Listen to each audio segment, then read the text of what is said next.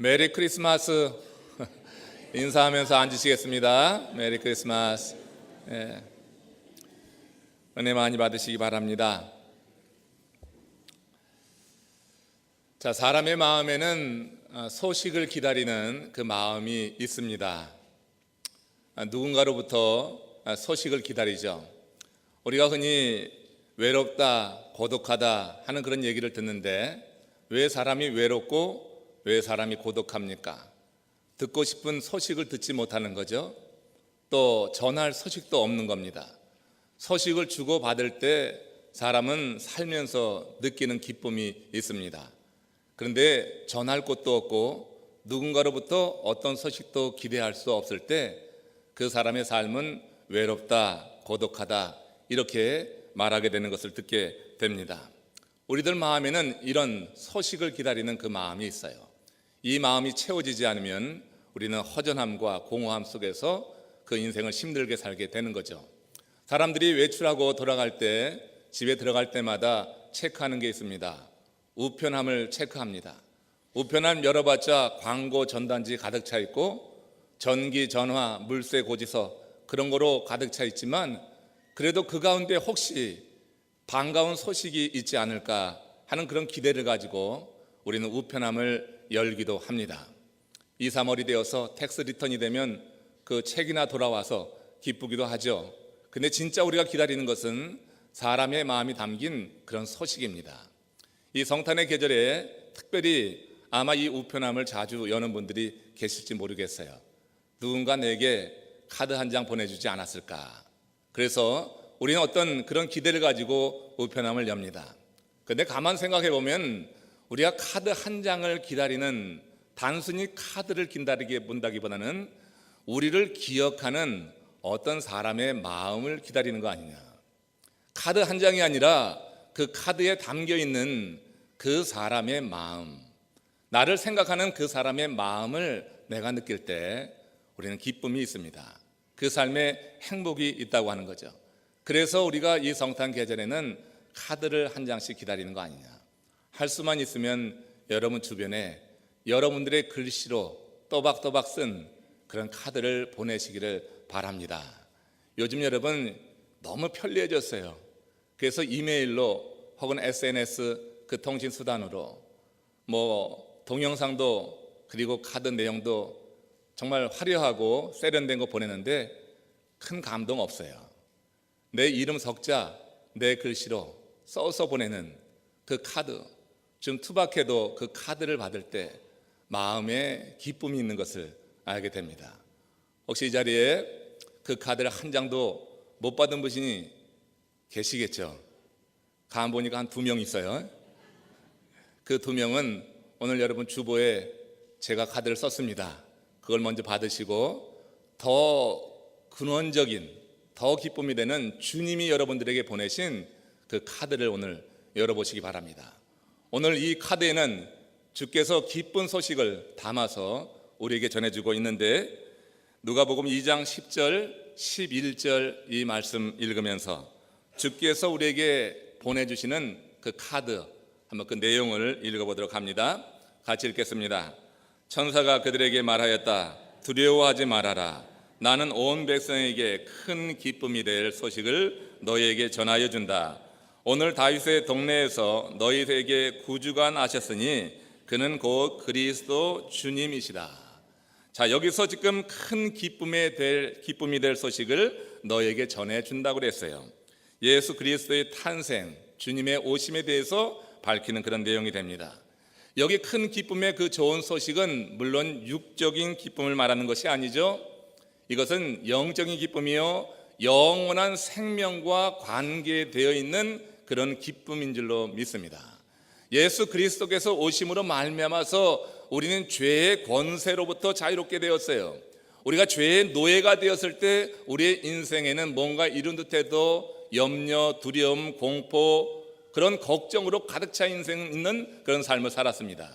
근데 예수 그리스도가 오시고, 그리고 오신 그 십자가의 사건을 우리가 믿음으로 받아들일 때 우리는 그 모든 죄의 권세로부터 자유하게 되어서 그 죄의 노예로부터 벗어나서 주님의 종이 되는 그래서 주님께서 우리에게 베푸시는 은혜 아래 거하게 된다고 하는 것이죠. 그 믿음으로 말미암아서 우리에게 영생하는 길이 열려지는, 그래서 그 길을 가게 되는 기쁨을 누리게 된다고 하는 것입니다. 그래서 예수 그리스도께서 오심은 우리 모두에게 큰 기쁨의 좋은 소식이 됨을 믿습니다. 근데 이 소식이요, 어떤 사람에게는 큰 감동으로 역사에서 정말로 기쁨과 감사로 받는 사람이 있는가 하면, 어떤 사람은 그냥 무덤덤해요. 아무 생각이 없어요. 그렇기 때문에 이 기쁨의 큰 좋은 소식이 믿음으로 받아들이는 여러분들은 정말 축복받은 하나님의 사람임을 믿습니다. 이게 믿어지는 게 복이라고 하는 거예요. 이게 믿어지게 될 때 우리는 죄의 권세에서 놓여서 하나님의 자녀가 갖는 그런 특권을 가지고 모든 인생의 두려움과 공포, 염려, 걱정으로부터 자유한 인생을 살게 된다고 하는 겁니다. 오늘날 여러분, 사람들이 무엇을 가장 기뻐합니까? 여러분들은 정말 어떤 것이 여러분들에게 큰 기쁨을 준다고 생각합니까? 그로서리에 가보면요, 그 여러분 계산되어 있는데 잡지들이 많이 있더라고요. 그 잡지에 나와 있는 내용이 현대인들, 오늘날 우리 세상 사람들이 추구하는 정말 좋은 것으로 여기는 그런 것들이 그 잡지에 다 나와 있다고 생각이 들어요. 어떤 잡지 표지에는 아주 건장한 근육남이 등장을 합니다. 든든한 그런 신체, 몸을 많은 사람들이 기뻐하고 좋아하고 동경을 합니다. 어떤 잡지에는 정말 콜라병처럼 잘 그렇게 몸매가 좋은 여성이 나와서 아름다움을 자랑합니다. 많은 사람들이 그런 몸을 동경합니다. 다이어트를 합니다. 많은 사람들이 이렇게 흠모할 만한 명예, 인기, 그 외에 성공한 자녀, 믿음직한 남편, 사랑스러운 아내, 건실한 비즈니스, 높은 지위, 넉넉한 물질, 이런 것들을 정말 기뻐하면서 좋아하는 그런 인생을 사는 것을 봅니다. 다 좋습니다. 그런 거 다 필요한 것이죠. 그런데 여러분들에게 기쁨을 주는 이런 것들이 과연 영원한 것인가 하는 부분에 대해서 우리가 퀘스천을 해봐야지 될 거예요. 혹 이런 것들이 무용지물이 되는 순간이 올 것이라고 하는 생각을 해보지는 않았습니까? 우리의 인생이 깊어지기 위해서는 우리가 지금 그렇게 좋아하는 것, 내가 사모하는 그 모든 것이 무용지물이 될 순간이 임할 수 있다고 하는 것을 한 번 정도 생각해 보는 사람의 삶이 좀 더 깊어진다고 생각합니다. 그것이 영원할 것이냐 생각하기 때문에 우리의 삶은 세상 사람들 기준처럼 천박하게 낮은 인생의 차원의 삶을 산다고 하는 거예요. 우리가 좋아하는 그 모든 것이 한순간에 무용지물이 될 그 순간이 임할 수 있다 하는 생각을 하는 사람은 좀 더 깊은 것, 근원적인 것을 찾게 되기 때문이라고 하는 거예요. 몇 해 전 디트로이트에서 목회할 때, 그 디트로이트 지역은 성탄 계절이 되면은 그 성가대 각 교회가 모여서 성탄 합창제를 벌입니다. 그때 있었던 일이에요. 주일 예배를 잘 마치고 집에 들어와서 잠시 쉬고 있었습니다. 근데 얼마 지나지 않아서 전기가 나가는 거예요. 바깥에는 폭설이 내리고 있고 기온은 뚝 떨어져서 혹한인데 전기가 나가는 거예요. 그렇게 눈이 많이 와도, 기온이 많이 떨어져도 행사는 다 진행이 됩니다. 북쪽 지역에서는 제설 작업이 아주 순식간에 이루어져서 그 문제되지 않는 경우가 많이 있어요.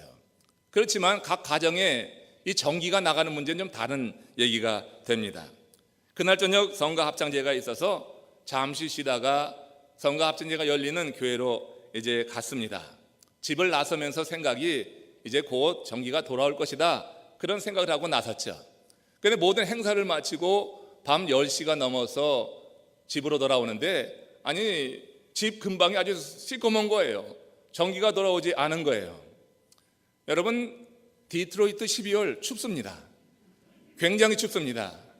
근데 여러분, 이게 한 7시간, 8시간 전기가 나간 상태라고 하면 그 집 안이 어떨지 좀 생각해 볼 수가 있는 거예요. 참 추운 거예요. 집에 들어갔는데 한기가 확 느껴집니다. 아이들과 함께 그 밤을 지내기가 어려울 것 같아요.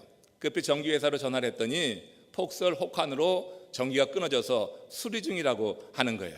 그러면서 언제 다시 전기가 들어올지 모른다고 하는 겁니다. 그래 어떻게 해요?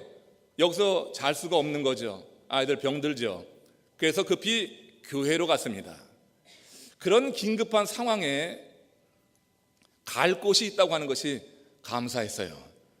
그리고 그것이 다른 곳이 아니라 교회라고 하는 사실이 너무나 감사했어요. 제가 담임 목사잖아요. 그러니까 얼마든지 교회에 들어갈 수 있어요. 그 교회에 추워서요, 온돌로 된 그런 기도방이 있었습니다. 새로 지면서 온돌로 해서 기도방을 해놔서 노인들도 와서 쉬시고 또 그곳에서 많은 기도회가 열리고 있었는데 그날은 뭐 아무도 없었죠. 그래서 아이들을 재우고 나니까 새벽 1시경이 되었어요. 새벽 1시경 돼서 잠시 눈을 붙이고 새벽 예배를 인도했습니다. 그리고 아이들 학교를 보내기 위해서 일찍 아이들 깨워서 이제 집으로 돌아왔는데 집 문을 여니까 안에서 온기가 확 느껴지는 거예요. 밤새 전기가 돌아와서 보일러가 작동이 됐습니다. 그 온기를 느끼면서 그렇게 기쁨이 있더라고요. 제가 여러분 이 전기가 나가는 이 상황 속에서 피난 아닌 피난을 경험하면서 느낀 그런 생각이 있습니다. 배운 교훈인데 그건 눈에 보이지 않는 전기가 주는 기쁨이 참 크다고 하는 것이고, 전기가 끊어졌을 때 그 불안과 불편함이라고 하는 것은 생각보다 훨씬 크다고 하는 것을 그때 배웠습니다. 최고 성능의 컴퓨터, 대형 TV, 고가의 냉장고, 편리한 가스레인지, 가스스토브, 세탁기, 거의 모든 것이 전기가 나가니까 한순간에 무용지물이 되고 마는 겁니다. 우리에게 그렇게 기쁨을 주었던, 내가 좋아해서 좋은 것으로 개비하고 날마다 업그레이드 시키면서 그렇게 아끼던 그 물건들이 전기가 나가고 나니까 한순간에 무용지물이 되고 자리만 차지하는 흉물이 될 뿐이더라고 하는 거예요. 정전 사태를 겪으면서 깨달은 교훈이 그겁니다. 진정 기쁨의 원천은 눈에 보이는 물건이 아니라 눈에 보이지 않는 그 어떤 거라고 하는 거예요. 세상에 많은 사람들이 기쁨을 줄 것이라고 여겨서 눈에 보이는 물건을 화려한 것으로, 큰 것으로, 좋은 것으로, 값진 것으로 그렇게 구입하려고 하고 힘씁니다. 그러나 실제로 그 물건으로 말미암아 기쁨을 누리려고 하면 눈에 보이지 않는 그 어떤 것이 공급되지 않고서는 그 물건이 우리에게 주는 기쁨보다는 그 물건이 우리에게 주는 좌절감이 더 크다고 하는 것을 알아야 돼요. 여러분, 우리의 인생을 정말 기쁘고 감사하고 축복된 삶으로 영위하려고 하면 우리의 삶도 눈에 보이는 어떤 성공, 어떤 성취, 이것이 아니라 우리의 인생을 돌아가게 하는 눈에 보이지 않는 그 어떤 것에 대한 인식과 믿음과 경험이 있어야 될 줄로 믿습니다. 정말로 우리에게 기쁨을 주는 것은 눈에 보이는 것이 아닙니다. 세상의 성공이 아닙니다. 정말 우리에게 기쁨을 주는 것은 내 삶의 근원적인 변화를 주고 우리의 삶의 새로운 가치관을 갖게 되는 이 믿음이요, 영적인 것임을 여러분 새롭게 하시기를 주의 이름으로 축원합니다. 지난 16일 카나다에서요, 어떤 사람이 로또에 당첨이 됐습니다. 이게 카나다 달러로 4,220만 달러, 우리나라 돈으로 420억 원의 당첨금을 수령하게 되었어요. 도대체 얼마를 말해야지 놀랐는지 난 그걸 모르겠어요. 420억 원입니다. 420억 원을 로또 한 방에 수령하게 된 거예요. 그런데 이 사람이 어떤 결정을 하냐면 그 420억 원 전액을 암퇴치 기관에 전액을 다 도네이션한 그 일이 있었어요. 여러분 그 뉴스 보셨는지 모르겠어요. 420억 원을 다 도네이션 하더라고요. 어떤 경우 로또에 당첨되면 그 중에 일부를 교회에 바치기도 하고 또 어떤 자선기관에 도네이션 하는 경우는 있어도 그 금액 전액을 이런 기관에 기부하는 것은 저는 처음 들었습니다. 그분이 어떤 분입니까? 톰 크리스트라고 하는 64살 난 카나다 사람인데 지난해에 그만 암으로 그 아내를 잃었습니다. 사랑하는 아내를 잃고 말았어요.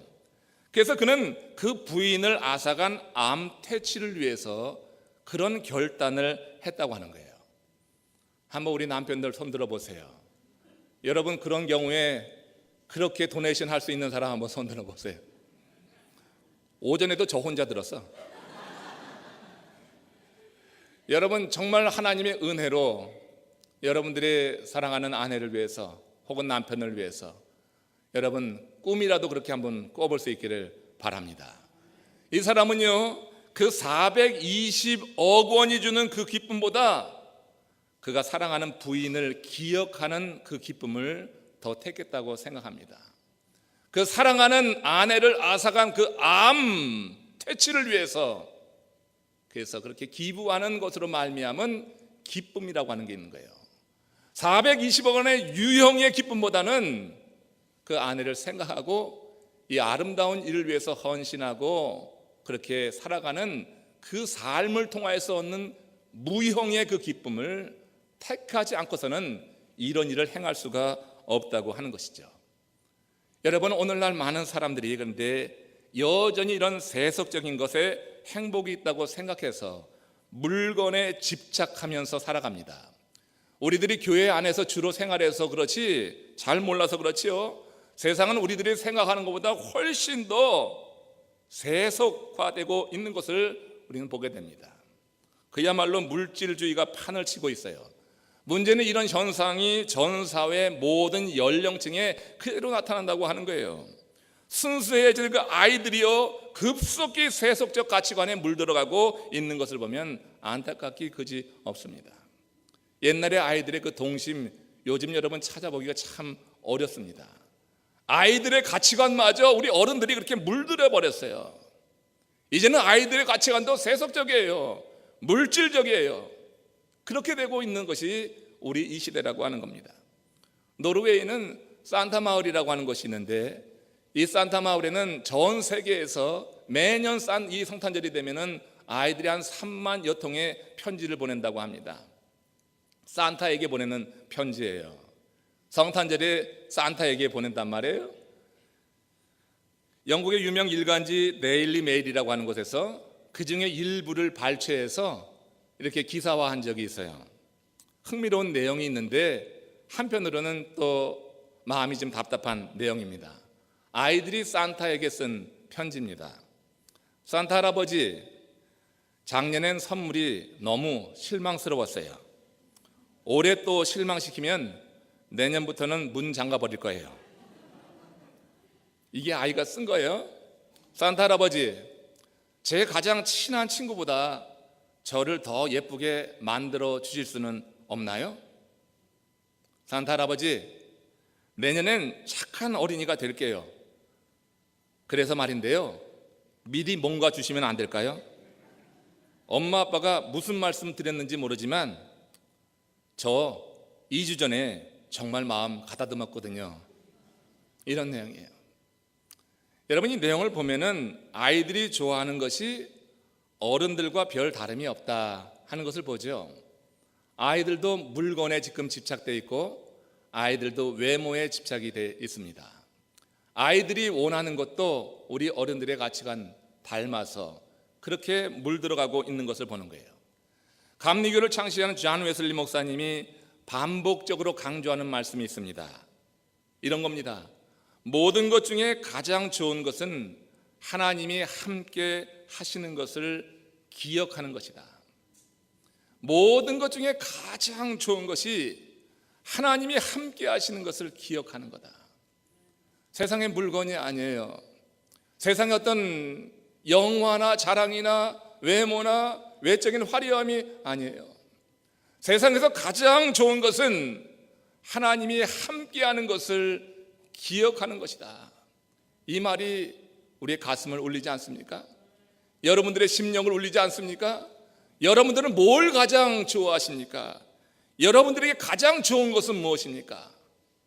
여러분들이 지금 추구하는 그 삶의 그 많은 시간의 대부분을 어디에 사용하고 있습니까? 저와 여러분들이 가장 좋아하는 것, 그래서 내 시간을 다 투자하고 내 에너지를 다 투입하고 있는 그 좋아하는 것은 과연 무엇입니까? 그 좋아하는 것이요, 어느 한순간에 무용지물이 될 수 있는 그것이 아닐까. 영원한 것으로 생각해서 그렇게 추구해보지만 한순간에 그 영원하다고 생각하는 것이 무용지물이 될 수가 있어요. 여러분, 우리에게 기쁨을 주는 것은 물건이 아닙니다. 우리에게 기쁨을 주는 것은 눈에 보이지 않는 그 무엇이 우리의 삶에 역사하고 내 삶을 사로잡고 눈에 보이지 않는 그 무엇이 내 삶을 지도해 나갈 때, 그래서 믿음으로 따라 나갈 때 우리에게 참된 기쁨이 있는 줄로 믿음으로 받으시기를 축원합니다. 모든 것 중에 가장 좋은 것은 하나님께서 함께 하시는 것을 기억하는 거예요. 여러분들에게 가장 좋은 것도 그것이 되기를 축원합니다. 하나님이 함께 하신다고 하는 이 사실이 믿음으로 고백되어질 수 있기를 원합니다. 하나님은 우리와 함께 하시겠다고 그 독생자를 이 땅에 보내신 거예요. 성탄의 계절은 바로 우리에게 가장 큰 기쁨, 내가 가장 좋아하는 그것을 우리 하나님께서 우리에게 허락하시기 위해서 그 아들을 보내신 이 계절이라고 하는 겁니다. 마태복음 1장 23절 말씀 보십시오. 같이 읽겠습니다. 보라, 처녀가 잉태하여 아들을 낳으리니 그 이름은 임마누엘이라 하리라 하셨으니 이를 번역한즉 하나님이 우리와 함께 계시다 함이라. 하나님께서 그 아들을 보내셨어요. 그 아들의 이름은 임마누엘입니다. 그 이름을 번역하니 하나님이 우리와 함께 하시다. 하나님께서는 우리에게 가장 우리에게 가장 귀하고 좋은 그것을 우리에게 누리게 하기 위해서 그 아들을 이 땅에 보내셨고, 이 예언되신 이 말씀 그대로 주님께서 이 땅에 오셔서 사람들 중에 같이 계셨어요. 사람의 모양으로 오셔서 사람들과 함께 하셨어요. 그러다가 십자가의 길을 걸으시면서 모든 사람이 영원히 살 수 있는 그 길을 열어놓으시고 부활 승천하셨습니다. 그리고 끝인가요? 그게 아니지요. 두려워하고 염려하는 그 제자들에게 우리 주께서는 보혜사 성령을 보내주겠다고 약속하셨어요. 그리고 약속하신 대로 성령을 보내주셔서 임마누엘, 곧 영원한 현재로 우리와 함께 하시도록 그렇게 은혜를 베푸신 줄로 믿습니다. 영원한 현재로 이제 우리와 함께 하시는 거예요. 약속하신 그대로 예수 그리스도는 영원한 현재로 이 땅에 우리와 함께 거하시게 하기 위해서 보혜사 성령을 보내주셨다 하는 겁니다. 그래서 여러분, 믿는 자는 절대 혼자가 될 수 없습니다. 믿는 사람은 절대 외로워서도 안 되고 고독하다고 그렇게 말할 수도 없는 겁니다. 정말 예수 그리스도로 말미암아서 성령 안에서 우리가 주님을 주라 고백하고 우리가 주의 백성이 되었다고 하면 우리는 혼자가 아니에요. 그러기에 우리는 외로울 수가 없어요.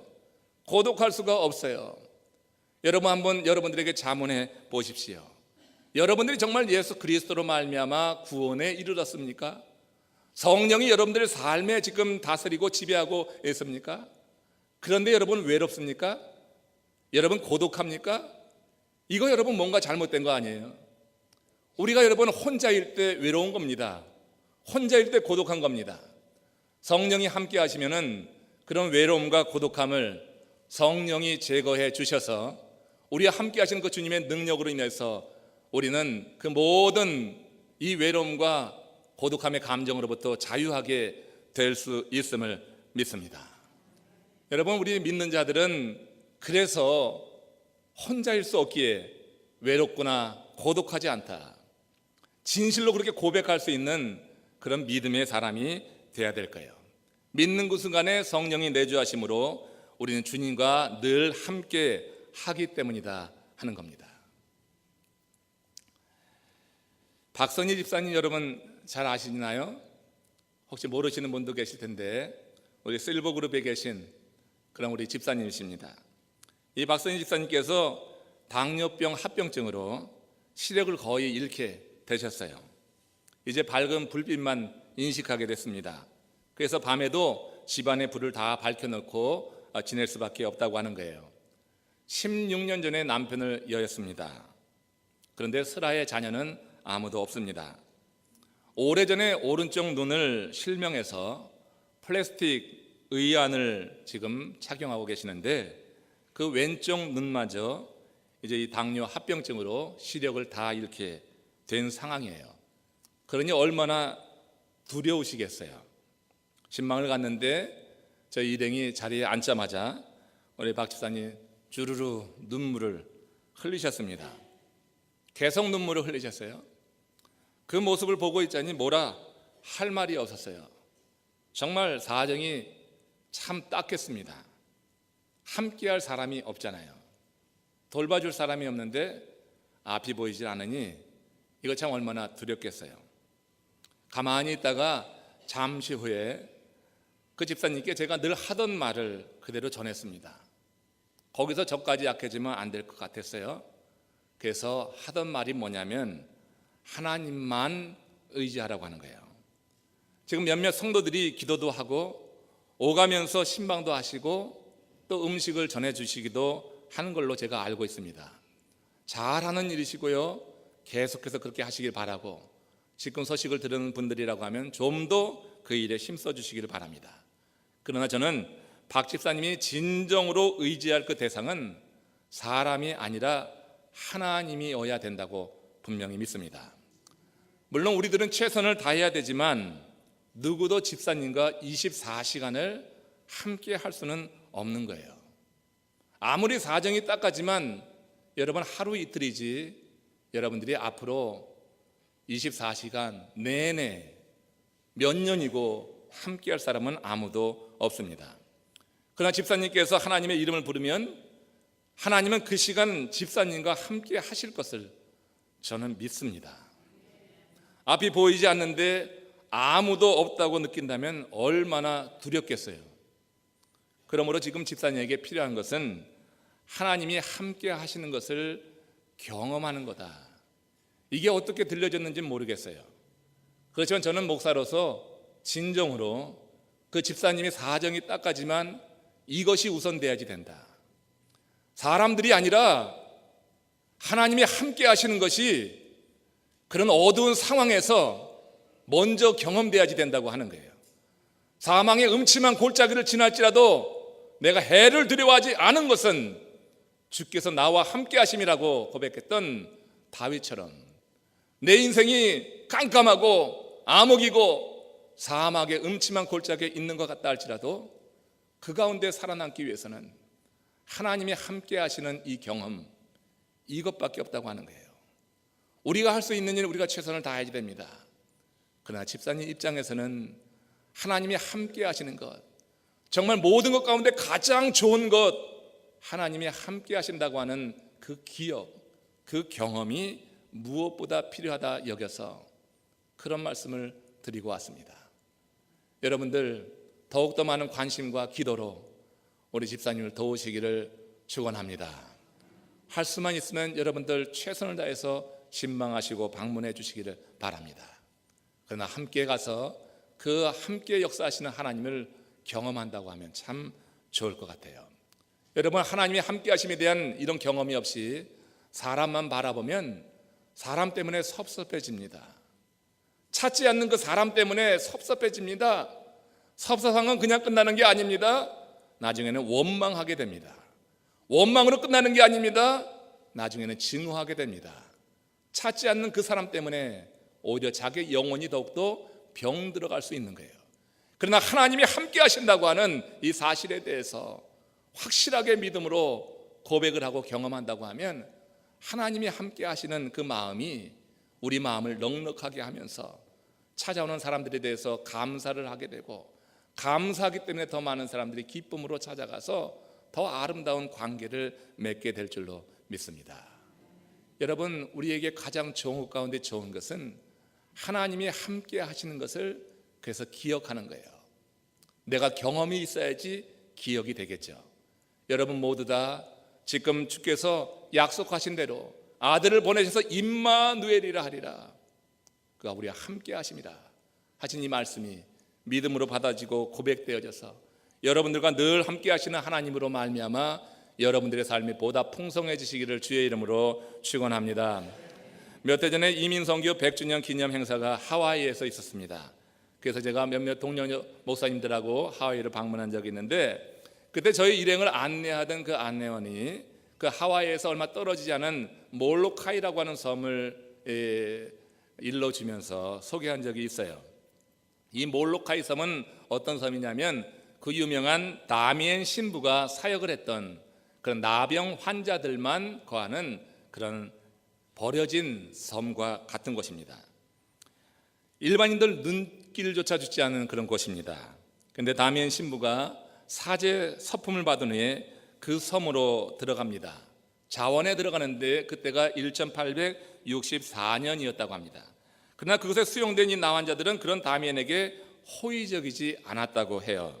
신부는 여러모로 시도해 보았는데 그들의 마음을 여는 것이 쉽지 않았습니다. 신부는 하나님께 메어 달려 구했습니다. 지혜를 구했습니다. 하나님, 저들의 마음을 여는 방법을 일러 주시옵소서. 그렇게 계속해서 하나님께 구했다고 하는 거예요.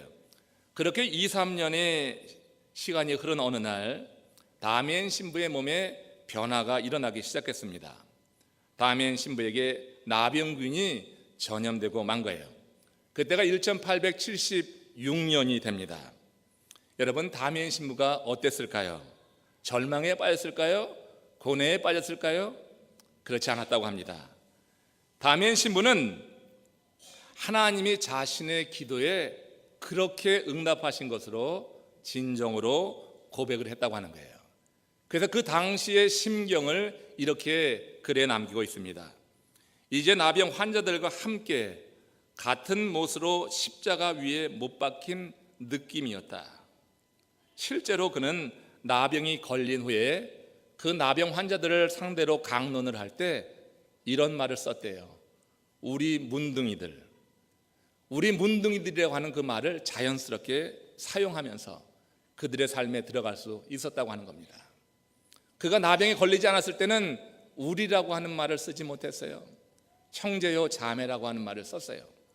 근데 나병에 걸리고 나서는 우리 문둥이들이라고 그렇게 표현하면서 그들의 삶에 들어갔다고 하는 겁니다.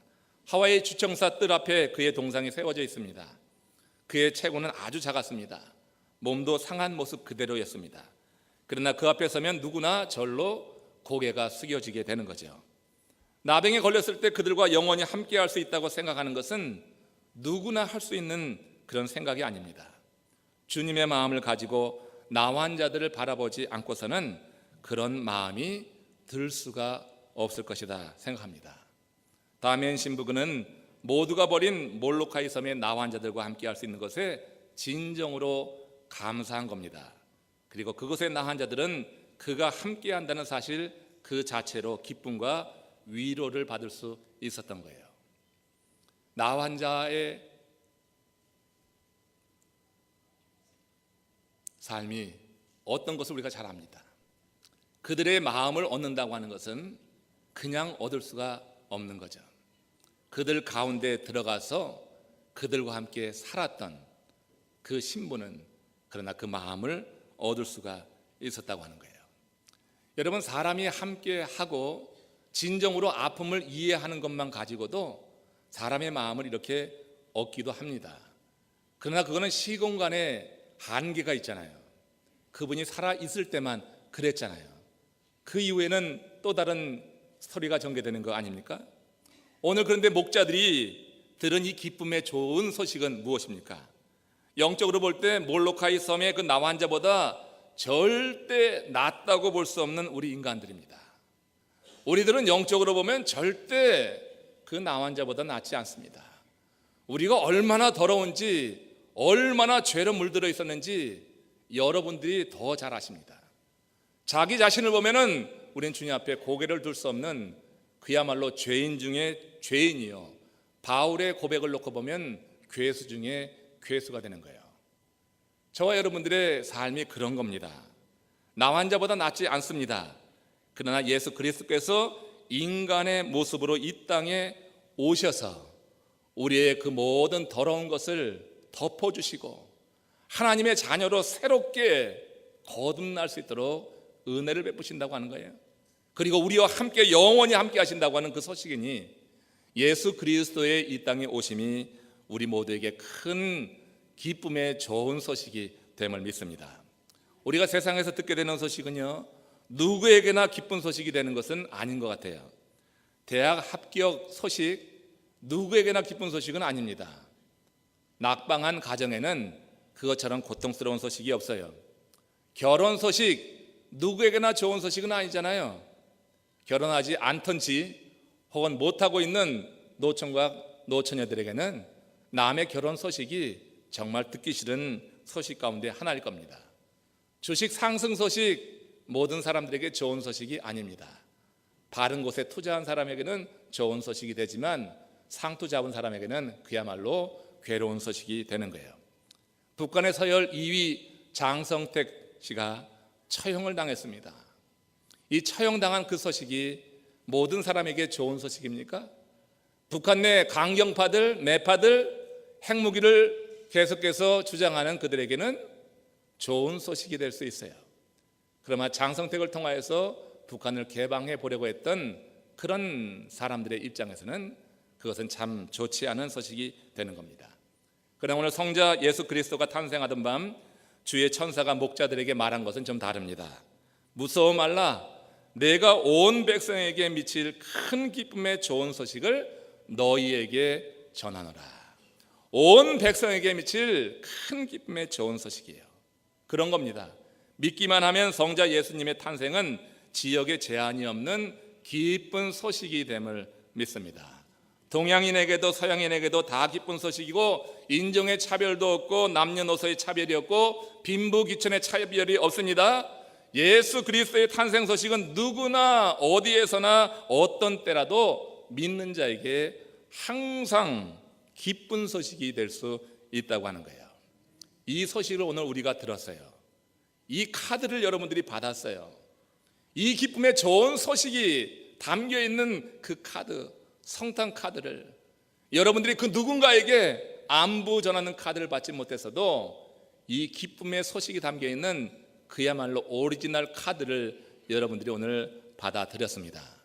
이 카드를 받은 우리들이 과연 어떤 삶을 살아야 되는가 마무리하면서 결론을 맺어보겠습니다. 목자들이 기쁨의 좋은 소식을 들은 후에 어떤 삶을 살았는가, 그것이 우리가 살아가야 될 삶의 방향이 되어야 될 겁니다. 목자들은요, 기쁨의 좋은 소식을 들은 후에 이렇게 했습니다. 누가복음 2장 15절 16절 말씀입니다. 같이 읽겠습니다. 시작. 천사들이 목자들에게서 떠나 하늘로 올라간 뒤에 목자들이 서로 말하였다. 베들레헴으로 가서 주님께서 우리에게 알려주신 바 일어난 그 일을 봅시다. 그리고 그들은 급히 달려가서 마리아와 요셉과 구유에 누워있는 아기를 찾아냈다. 자 보세요. 목자들은요, 천사의 기쁜 소식을 들었을 때 급히 달려갔다고 그랬어요. 개역성경에서는 빨리 가서 이렇게 표현했습니다. 급히 혹은 빨리 가서 아기 예수께 경배했다고 하는 거예요. 여기서 이 본문에 급히 갔다든지 혹은 빨리 갔다고 하는 것을 영어 번역으로 보면은 전 속력으로 달려갔다고 하는 거예요. 그 기쁨의 좋은 소식을 듣고 이 목자들이 전 속력으로 아기 예수께 경배하기 위해서 달려갔다고 하는 겁니다. 누가 양떼를 지켜줄 것인가? 누가 양떼를 보호할 것인가? 지금 이 목자들이 염려하지 않는 거예요. 이 소식을 듣기 전까지는 그들은 양떼가 어찌 될까 하여서 밤에도 잠을 자지 못하고 눈을 뜨고 그 밤에도 양떼를 지키고 있었다고 하는 사실을 여러분 기억해야지 돼요. 정말로 열심히 일하던 사람들이었어요. 그 양떼가 그들의 모든 것이었어요. 잠을 자지 않을 만큼. 그래서 그 밤에 양떼를 지키면서 있었어요. 그런데 여러분, 그 기쁨의 좋은 소식을 듣는 순간에 그들 안에 어떤 변화가 일어났어요. 그 기쁨의 좋은 소식이 그들의 삶을 바꿔놓았다고 하는 거예요. 밤새 눈 부릅뜨고 지키던 그 양떼, 누가 지켜줄 것인가? 누가 보호할 것인가? 거기에 대한 염려가 없어요. 그 기쁨의 좋은 소식을 듣는 그 순간에 그들 심령에 어떤 변화가 일어났어요. 여러분, 우리가 복음을 제대로 들으면은 우리의 삶에 어떤 변화가 반드시 일어나야 될 줄로 믿습니다. 복음을 듣고도 내 삶에 전혀 변화가 일어나지 않는다고 하는 것은 큰 문제예요. 그런 상태로 우리 신앙생활 연수만 더해가면은 그러면 여러분 질긴 고기만 돼요. 복음을 듣고 우리 삶에 어떤 변화가 일어난다고 하는 것은 참으로 여러분 귀한 일이 아닐 수가 없어요. 지금 이 목자들은 밤새 양떼를 지키고 있었는데 이 양떼가 어찌 될까 걱정하면서 염려하면서 양떼를 지키느라고 밤에 잠도 못 자고 있었는데 기쁨의 좋은 소식을 듣는 그 순간에 그들 속에 어떤 변화가 일어났어요. 가치관의 변화라고 볼 수가 있습니다. 그렇게 애지중지하던 것을 지금 내려놓았다고 하는 것입니다. 그것에 매여서 꼼짝하지 못하고 살던 그 삶에서 이제 자유하게 되었다고 하는 것입니다. 그리고 예수를 만나러 전속력으로 달려가고 있는 그 모습을 여러분 생각해 보십시오. 양떼를 지키는 것에 매여서 그가 누리지 못했던 기쁨의 원천이 있는 그곳으로 달려가고 있는 것입니다. 양떼를 지키면서도 혹시 기쁨을 가졌을 수 있습니다. 그렇지만 그건 근원적인 기쁨이 아니었어요. 양떼를 지키면서 그가 누리지 못했던 그 기쁨의 원천이 있는 그곳으로 양떼를 걱정하지 않고 양떼를 돌보지 않고 이제 달려가고 있는 것입니다. 그러면 그 양떼는 어떻게 될까요? 하나님이 그 양떼를 들짐승에게 먹여 잡혀 죽게 할까요? 그런 거 아닙니다. 그것은 하나님께 맡기는 것입니다. 양떼를 하나님께 맡기는 믿음이 있다고 하는 것을 여러분 생각해야 되는 것입니다. 믿는다고 여러분 우리의 이런 비즈니스를 다 팽개치고 살아가는 거 옳지 않습니다. 우리의 비즈니스 하나님께서 경영해 주신다고 하는 믿음을 가지고 주의 일에 더욱더 헌신하시기를 바랍니다. 그런 믿음이 없이 그냥 여러분 그냥 정신없이 말해요. 뭔가 홀려가지고 하는 그런 일이 아니라 하나님께서 내 삶을 책임져 주신다. 내 양떼는 하나님이 책임지신다고 하는 그 믿음이 전제된 상태에서 여러분 전속력으로 달려서 기쁨의 근원이 되시는 예수 그리스도를 만나시기를 바랍니다. 매 주일마다 여러분들이 그렇게 전속력으로 달려오시기를 주의 이름으로 축원합니다. 오늘 예배드리는 이 시간에 내 사업은 어떻게 될 것인가, 내 세상 일은 어떻게 될 것인가, 그런 염려에 사로잡혀가지고 하나님께 마땅히 드려야지 될 그 시간을 드리지 않고 하나님께 마땅히 드려야지 될 그 기뻐하시는 예물도 드리지 않고 살아가는 그 삶은 뭔가 잘못된 것이다 생각하지 않을 수가 없어요. 이 목자들은 기쁨의 좋은 소식을 듣고 그 양떼의 그 미래 걱정하지 않았어요. 그거 내려놓고 전속력으로 달려서 기쁨의 근원이 되는 아기 예수를 만나 보고 있는 것을 우리가 보게 됩니다. 세상에는 아직도 양떼에 매여 지내는 많은 사람들이 있습니다. 그들은 밤이 맞도록 자신들의 양떼를 지키기 위해서 눈을 부릅뜨고 살아갑니다. 그런데 이상하게 그들은 그런 삶에 참된 기쁨을 누리지 못하고 있어요. 양떼를 지키기 위해서 그렇게 힘쓰는데 뭔가 컬컬해요. 근심과 걱정, 염려가 떠나질 않아요. 용하다는 무당도 찾아보고 점을 치는 그런 사람들이 믿는 사람들 가운데도 있어요. 기쁨의 좋은 소식을 제대로 받지 못한 것입니다. 기쁨의 좋은 소식, 복음이 그 마음에 바로 새겨졌다고 하면은 반드시 어떤 변화가 일어나게 될 것입니다. 이런 변화가 없이 시간만 흘러가고 있다고 하면 여러분 참 힘든 삶을 사고 있는 것입니다. 그러므로 이 성탄의 계절에 저는 여러분들에게 권합니다.